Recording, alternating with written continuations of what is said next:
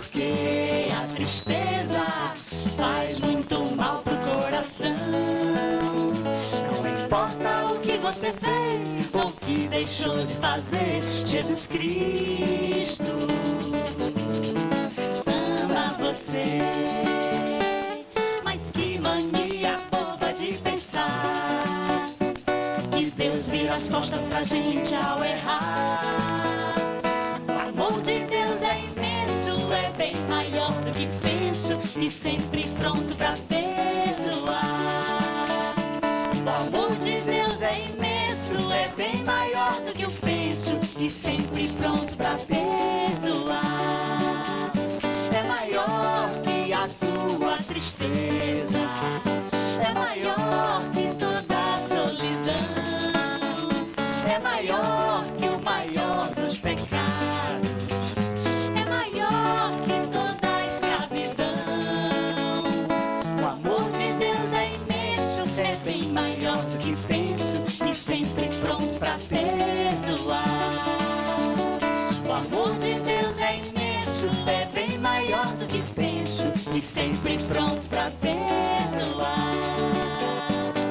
Deus não é acusador, nem fica feliz com a dor. Ele ama o pecador e perdoa o pecador. E abomina o pecado enquanto ama o pecador. Ele é o próprio amor.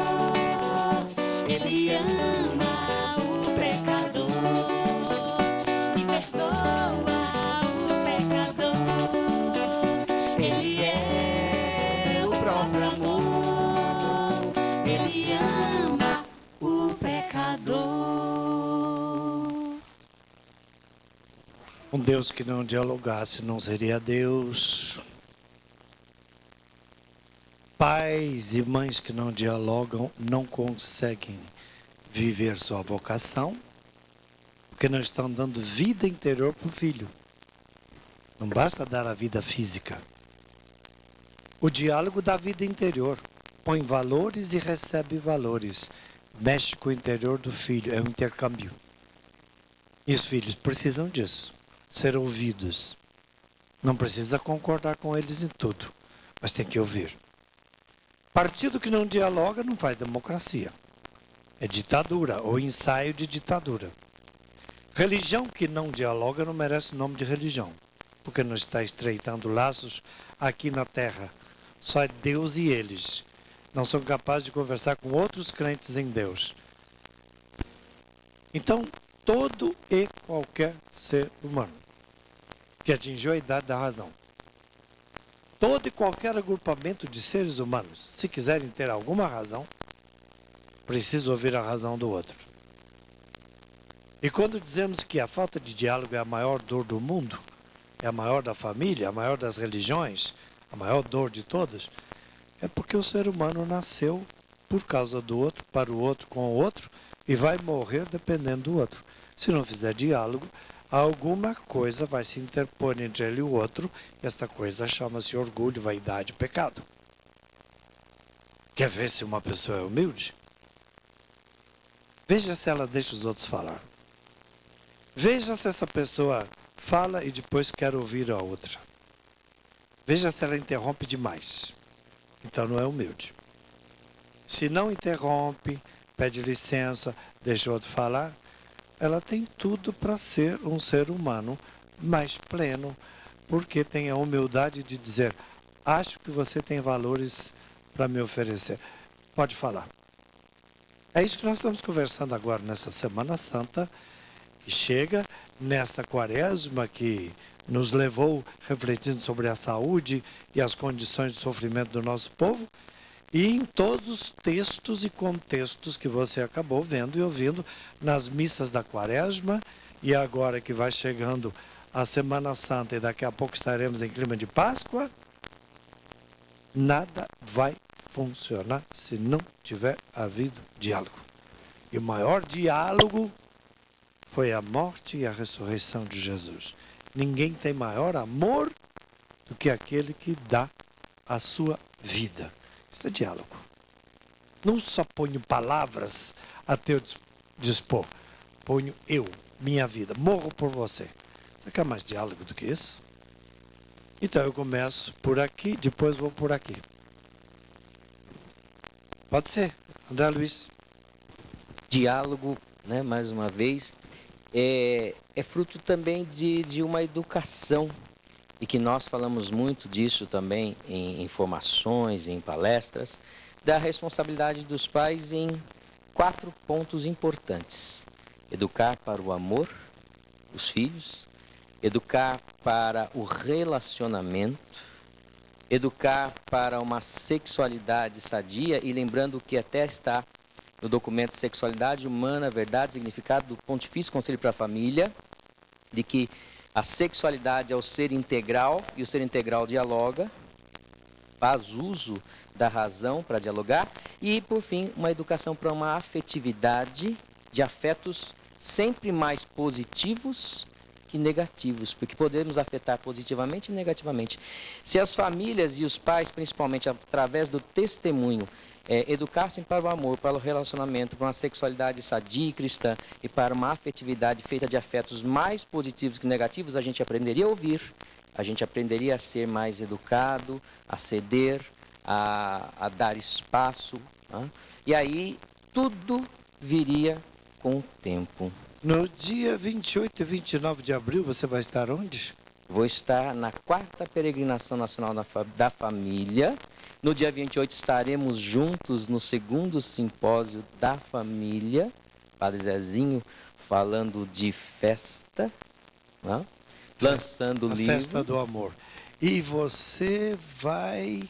Bom, eu vou lançar um livro lá, que já está aqui também, o Melhores Filhos, Melhores Pais. Mas você vai estar acompanhado de quem? Vou estar acompanhado da esposa, da Rita, se Deus quiser, do filho Nicolas, né? E quem sabe até da namorada. E de uma multidão de quem? E de uma multidão de todo o Brasil da pastoral familiar e também de outras famílias, se Deus quiser, para que nós possamos rezar e também refletir sobre a necessidade dessa família em dialogar, em amar, em relacionar-se, em educar para a sexualidade. Onde? Relacionamento. Em Aparecida. Convite feito, propaganda feita para Eduardo, ouviu e disse, divulguem. Nós queremos que vocês que assistem, participam da TV Século XXI, reserve dia 28 e 29 para irem a Aparecida como família. Vai haver o encontro das famílias em Aparecida e esses simpósios vão continuar.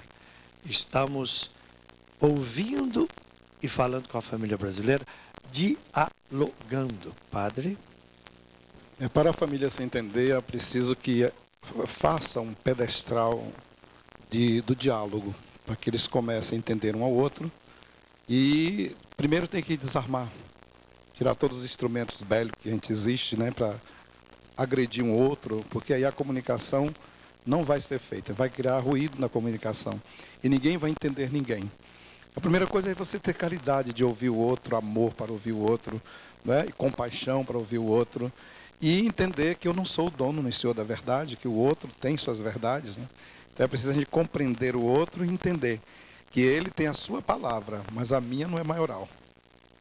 Esses dias uma mãe de 52 anos teve que fugir do filho e ir para longe, quase 2.000 quilômetros de distância, morar com uma sobrinha, porque o filho agride demais, ela não aguenta mais morar perto do filho, porque não tem como fazer diálogo.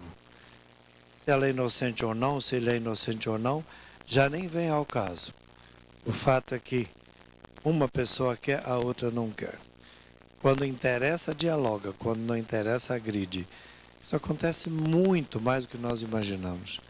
E filhos têm que sair de casa porque se sentem agredidos demais. Ou às vezes a mãe vai embora, deixa a casa, porque não consegue mais viver. Porque o filho traz colegas drogados para dormir na casa e não ouve mais a mãe. Apossou-se da casa. Assumiu a casa como se ele fosse o dono. Praticamente expulsou a mãe. Veja até onde leva a falta de diálogo. Nós vimos até casos que pais mataram seus filhos, né? pela falta do diálogo, padre. É uma coisa muito gritante, né? E vice-versa, né? Filhos que matam pais, né? Então, vê como o diálogo é tão importante entre a família, entre os amigos, entre as religiões, entre os países. De todas as formas, é importante o diálogo, né? A gente precisa saber disso, né? Será que tem que existir primeiro para que exista o diálogo? Eu penso também pensando que a aqui. pessoa que não dialoga tem um pouco de medo de rejeição. Ela já vai armada. Quem não consegue dialogar tem medo de ser rejeitada. Primeira coisa também. Mas será que também, como o padre falou, quando é criança, o que a gente às vezes percebe, né? Se uma criança está falando, pai, tia, mãe, cala a boca, menino, espera aí. Geralmente a voz da criança não é tão importante. Se os adultos estão conversando, para que ouvir o que a criança está dizendo? E às vezes está dizendo uma coisa muito importante. Às vezes, Suzana, a televisão é mais importante do que a fala da criança que tem algo a dizer ao pai, né? Exatamente. Então não sei se seria o amor, se a falta de diálogo seria um sinal de falta de amor. Eu não tenho dúvida de que quando a gente ama, a gente dialoga. A gente pode até sofrer, pode até ficar machucado com o que o outro falou, mas quem ama, dialoga. É fundamental amar o outro. O problema é que quem não se ama, não ama ninguém. Então, se você não gosta de você, se você não se aceita como você é, você não consegue também aceitar o outro, nem gostar do outro. É fundamental ter amor. Você não consegue dialogar, pode ter certeza que o que está faltando bem aí é amor. E talvez por você mesmo primeiro. Talvez uma das palavras-chave para que o diálogo seja efetivamente um diálogo seja a compreensão, que foi falado aqui bastante, porque se o objetivo não for compreender e amar, e for ter razão, então já não existe sentido naquilo, né? Tanto que a palavra apreendere significa captei. Mas só isso. Captei. Compreendere significa captei com todas as circunstâncias. Não só captei. Eu juntei tudo que há sobre esse fato e agora estou vendo dentro de uma perspectiva de mais coisas. Apreendere eu peguei, mas ainda não analisei. Compreender, eu ampliei meu conhecimento porque eu acrescentei novos dados. Então, compreender é mais do que apreender. Não só os meus, né? Não só o meu ponto de vista, eu consegui ver... E daí vem a palavra aprender, com um E só. Vem da mesma raiz. Eu captei e eu já estou transformando isso em algo meu. Vocês vejam que as palavras todas têm um sentido. A gente aqui não dá o sentido. Deixa eu ver o moço escondido atrás da mãe. Você tem algo a nos dizer, o pandeirista? O microfone dele está para o pandeiro? Não, a gente esqueceu de deixar um microfone grande para ele. Então, padre, como eu falei no primeiro bloco, na primeira parte, eu ainda sou muito jovem. Eu acho que ainda tenho muita coisa para aprender sobre tudo, sobre o diálogo, sobre as relações humanas, mas eu recomendo sempre o diálogo. Lá em casa também tem muito diálogo. Toda família, qualquer pessoa, qualquer relação tem desavenças, tem desentendimentos, tem vezes que a pessoa ela fala uma coisa, mas eu entendo outra. E aí na hora que eu me abro para dizer o que eu entendi, a gente se abre ali, a coisa muda completamente e isso é muito maior. Eu associo muito a palavra compreensão, na minha cabeça, esse conceito tem muito a ver com perdão. Eu compreender e eu perdoar a pessoa, isso na minha cabeça está muito ligado. E eu tenho um outro conceito que eu aprendi conhecendo a história de Jesus, conhecendo o que ele queria ensinar, de que a perfeição, ela vem apenas com o perdão. O que torna uma relação perfeita, o que torna uma coisa perfeita, é o perdão. Então eu acho que para a gente começar a ser realmente feliz, ter uma vida plena, tem que começar com a compreensão. É porque o perdão, de novo, a origem da palavra perdonare. Quer dizer, eu dou mais do que devia dar. Eu passo, eu extravaso. Eu não só dou, eu dou mais do que o outro esperava. Então, o perdão é um extravasamento. Não é só o justo. É mais, é o extravasamento. Perdonar. Dou até mais do que você pediu. Foi o que Jesus disse. Se o sujeito pede para você andar 1000 passos, dá 2000 com ele. pediu a túnica, dá também o manto, dá tudo para ele. 70 vezes 7. Ah, pois é. E eu acho que tudo isso está dentro desse contexto que estamos falando do diálogo. Exatamente. Gilson encerra esse quadro e depois o outro, quem começa é o padre Valmir. Eu acho que falta em realmente interessar-se de verdade pelo outro. Quando a gente fala que falta amor, é isso mesmo, falta amor. Mas uma outra maneira de dizer que falta amor é falta o interesse pelo outro. Então, quando eu não escuto, não permito que o outro fale dele, quer dizer que eu estou me colocando mais importante do que ele. Quer ver um exemplo fácil que a gente faz isso todo dia, sem perceber? Então chega meu irmão aqui e fala assim, Gilson, eu estou com uma dor de cabeça desde cedo. Antes que ele termine de falar da dor de cabeça, eu falo, nossa, você não sabe a dor nas costas que eu estou hoje. Né? E aí, não deixo nem o outro falar. Cada um quer ter mais dor que o outro. Né? Aí ao invés de eu perguntar assim, mas espera aí, você tomou alguma coisa? Dois hipocondríacos. Você comeu alguma coisa? Né? Ao invés da gente perguntar o que pode para ajudar, se tem alguma coisa que a gente possa fazer para ajudá-lo, a gente já quer falar do nosso problema, da nossa dor.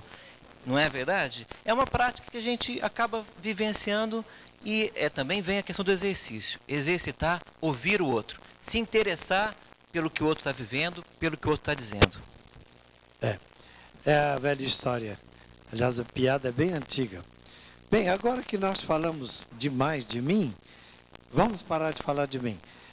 Fale você, o que você acha de mim? No fundo, é bem isso que nós fazemos. Vamos para o intervalo.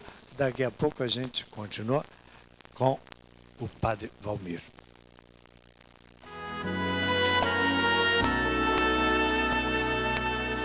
Desde os primeiros